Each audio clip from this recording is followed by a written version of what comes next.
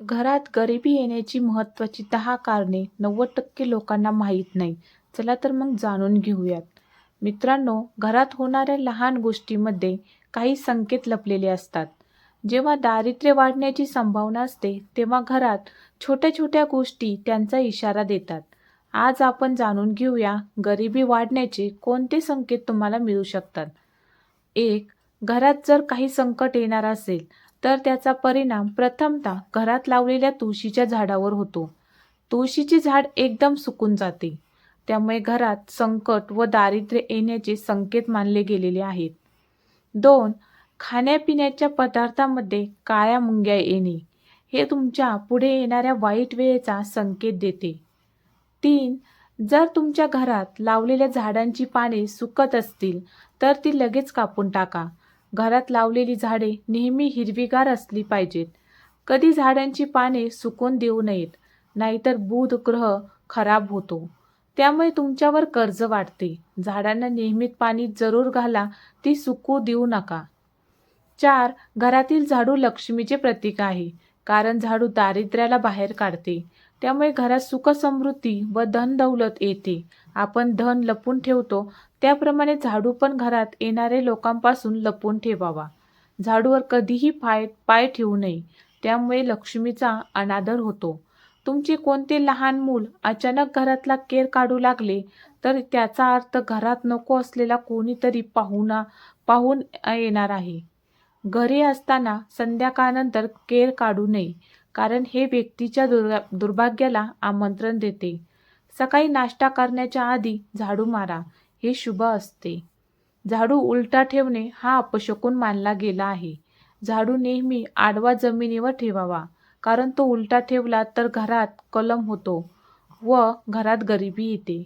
अंधार पडल्यावर केर काढू नये, त्यामुळे माता लक्ष्मी नाराज होते. घरातील कोणताही सदस्य बाहेर गेला तर लगेच केर काढू नये. काही वेळाने केर काढावा. झाडू नेहमी लपवून ठेवावा. कोणाची नजर त्यावर पडता कामा नये. जसे आपण धन लपवून ठेवतो, त्याप्रमाणे झाडू पण घरात येणाऱ्या लोकांपासून लपवून ठेवावा. वास्तुशास्त्रानुसार जे लोक झाडूसाठी ठराविक स्थान न बनवता तो कोठे ठेवतात, त्याच्या घरात त्यांना तंगीचा सामना करावा लागतो. खूप खर्च वाढतो. 5. गाय किंवा इतर प्राण्यांना झाडूने मारून हाकलून लावू नये, त्यामुळे माता लक्ष्मी तुमच्या घरातून रुसून निघून जाते. 6. ज्या घरामध्ये दूध उकळून सांडते, त्या घरात अचानक पैशाचा खर्च वाढतो. घरातील लोक आजारी पडतात.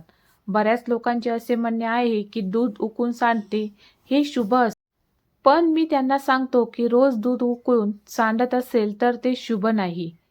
7. जर तुम्ही कोणत्याही कामासाठी घरातून बाहेर जात असाल व येताना घरी दरवाजात प्रथमतः पालीचे दर्शन झाले, तर तुमचा वाईट काळ सुरू होणार आहे, याचा हा संकेत आहे. वेळ नेहमी सारखी नसते. हिंमत ठेवून पुढे जा. तुम्ही नवीन घर घेतले असेल व त्या ठिकाणी आधीच पाल मरून पडलेली असेल, तर घरात होम हवन करावे लागेल. जर तुम्ही असे केले नाही, तर त्या घरातील व्यक्तीची प्रगती होणार नाही. नकळत पाल तुमच्या शरीराच्या कोणत्याही भागावर पडली तर येणाऱ्या काळाचे सूचक आहे. तुमच्या डोक्यावर जर पाल पडली तर ते शुभ आहे, धनलाभ होणार आहे. पण जर ती केसावर पडली तर ते चांगले नाही, तुमच्या जीवनात भारी संकट येणार आहे. 8. डोळ्याचे फडफडणे हा पण एक संकेत आहे. महिलांचा डावा डोळा फडफडणे शुभ संकेत आहे.